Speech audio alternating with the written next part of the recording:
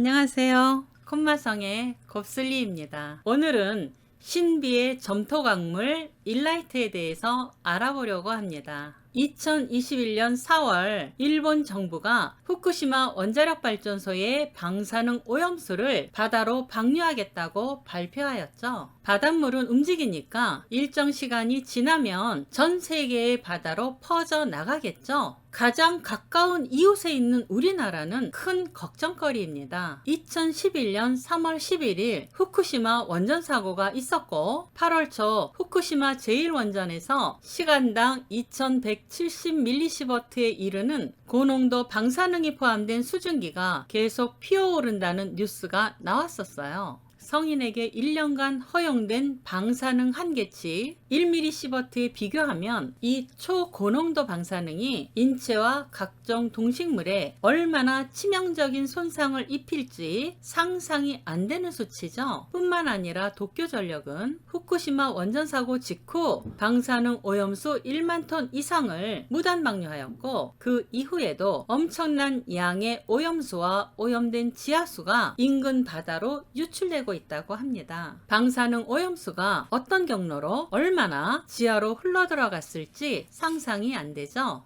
일본은 이 원전 사고가 터졌을 때 방사능을 흡착하기 위해 제올라이트로 실험을 했다고 하는데요. 제올라이트는 처음에는 방사능을 잘 흡착하다가 10일 정도 되면 흡착했던 방사능을 다시 뿜어내어서 방사능을 분해할 수 없다는 결론을 내렸다고 하죠.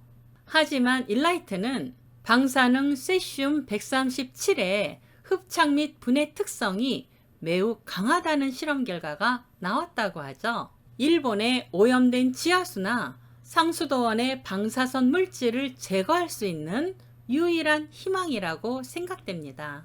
우리 몸의 약 70%를 차지하는 물은 동식물의 생명을 유지하는 데 매우 중요한 요소입니다. 공기 중의 방사능 물질은 빗방울에 섞여서 토양을 오염시키고 여기서 자란 식물, 그 식물을 먹고 자란 동물의 몸에 축적되고 그것을 사람이 먹게 되면서 방사성 물질의 영향을 받게 되는 것이죠. 세슘 등의 방사성 원소는 우리 몸에 들어오면 빠르게 근육과 생식기에 흡수되어서 암과 유전자 변이의 요인이 된다고 합니다. 21세기 오염된 지구의 물, 공기, 흙을 청정하게 살릴 수 있는 지구환경 보호광물로 일라이트가 주목받고 있는데요.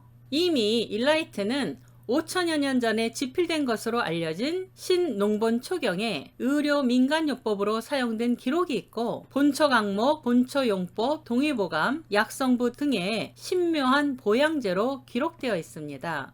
독성이 없고 중풍이나 한열에 좋으며 오장을 편하게 하고 특히 부스럼, 종기, 동창 등의 독을 제거한다고 합니다.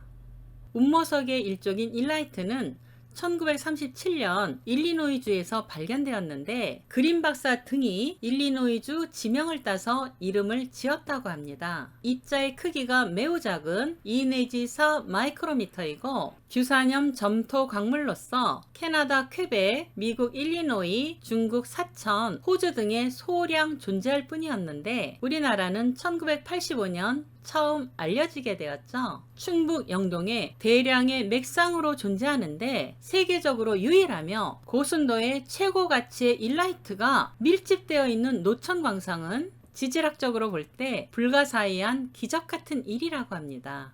이곳 일라이트는 수억 년에 걸쳐 250도씨의 물에서 두 차례의 열수 반응을 거친 퇴적물인데 다양한 운모 중에서 최고의 천연 미네랄을 다량 함유한 순도가 높은 최상급 운모라고 합니다. 일라이트를 크게 확대해 보면 끝이 바늘처럼 뾰족한 결정 구조로 표면에 미세하고 뻣뻣한 털이 빽빽하게 나 있는 호저라는 동물을 닮았다고 해요. 사람의 피부는 구멍이 매우 작아서 비타민 등의 입자들도 좀처럼 통과 흡수되기 어려운데 바늘처럼 생긴 일라이트 미세 입자는 나노 사이즈의 피부막, 혈류, 림프관을 쉽게 통과해서 체내에 전달됩니다.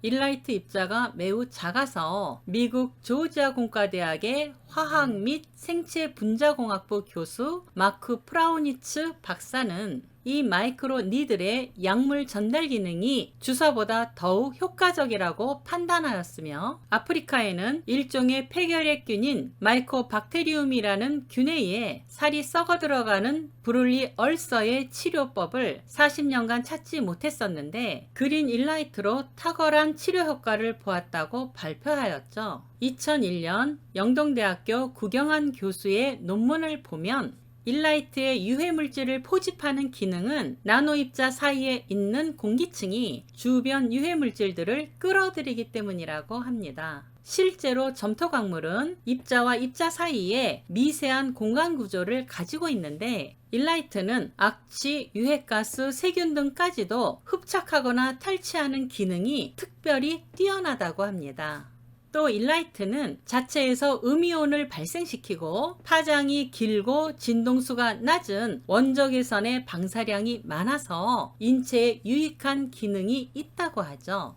생명의 에너지원 일라이트가 충북 영동군에 약 5억 톤 정도가 매장되어 있다고 하며 특히 제1광구와 제2광구에서 채광되는 일라이트는 인체에 유해한 바이러스, 박테리아, 곰팡이에 대한 항균 및 정균작용은 물론 특별함이 있다고 합니다. 조울증, 뇌질환과 각종 순환계 질환의 치료제인 리튬과 각종 피부질환과 골다공증 치료제인 스트론튬이 엄청 많이 함유되어 있어서 다른 일라이트보다 특별히 뛰어난 효능을 갖는다고 합니다. 많은 사람들은 스트론튬에 대해 위험한 방사성 원소라고 생각하는 경우도 있는데 그것은 대기권 핵실험이나 원자력 사고, 핵 폐기물 등에서 나오는 베타선을 내뿜는 방사선 동위원소 스트론튬 90 때문입니다. 그러나 자연에 존재하는 천연 스트론튬은 매우 안정된 에너지를 가진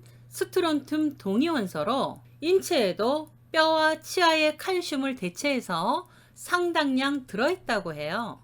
스트론튬은 뼈 성장을 촉진하고 골밀도를 증가시키므로 스트론튬 화합물들이 식품 보조제와 골다공증 치료제로 사용되기도 합니다. 일라이트의 리튬과 스트론튬의 기능이 기대되는 부분입니다. 뿐만 아니라 유독가스, 암모니아, 이산화황, 황화수소가스, 염소가스와 비소, 수은, 카드뮴, 납 등 유해 중금속을 흡착하거나 제거하는 능력이 뛰어나서 물과 토질 계량제, 건축자재, 가축사료, 첨가제 등에 쓰이고 있죠. 저도 흰색 유성 수성 페인트에 일라이트를 섞어서 벽에 칠했는데요. 놀랍게도 새집 증후군 냄새가 나지 않고 은은한 아이보리 색상이 차분한 분위기를 만들어서 너무 좋았어요. 분말 화장품이나 베이비 파우더에 들어가는 탈크의 성면이 호흡기를 통해 유입될 경우 암을 유발한다는 논란이 있었었죠. 그때 천연 일라이트가 기능성 화장품에 탈크를 대체할 수 있는 물질로 인정받기도 하였죠. 예로부터 우리나라는 황토에는 생명의 기와 약성이 있다고 여겨왔죠. 일라이트를 동물 사료에 첨가해서 먹이니 AI 조류 독감이나 면역력에 탁월한 효과가 입증되었고 동물의 몸에 포화지방산의 약 70%가 불포화지방산으로 바뀌었다는 연구 결과도 있습니다. 중풍, 고지혈과 관계되는 분야의 연구도 진행 중이라고 하니 엄청 기대가 됩니다. 일라이트가 10 내지 30% 함유된 도자 항아리에 곡물을 담아두면 벌레가 생기지 않고 오랫동안 보존된다고 합니다.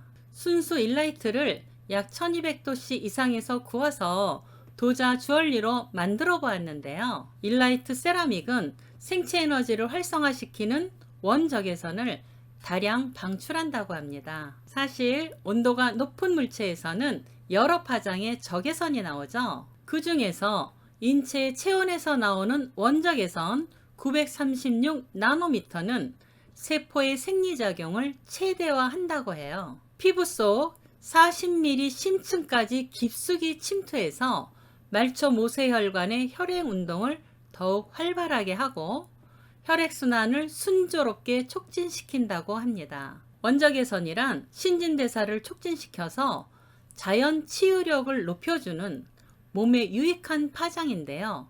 온열작용은 물론 피로회복을 돕고 통증을 완화시켜준다고 합니다. 요즘 코로나19로 인해서 환경과 건강이라는 요소가 더욱 중요한 가치를 갖게 되었죠. 일라이트 광물은 지구의 오염된 환경과 인류의 건강을 해결할 수 있는 가장 중요한 신의 선물이라는 생각이 듭니다. 보석 유튜브를 하면서 우리나라는 보석 자원이나 산업 자원이 별로 없어서 안타까웠는데 신비한 광물 일라이트가 세계 최대로 매장되어 있다고 하니 으쓱해지는데요. 앞으로 좀 더 많은 기능과 효능이 밝혀져서 진정한 건강과 힐링의 미래자원 광물로 인정받기를 바랍니다. 오늘도 시청하여 주셔서 감사합니다. 또 만나요.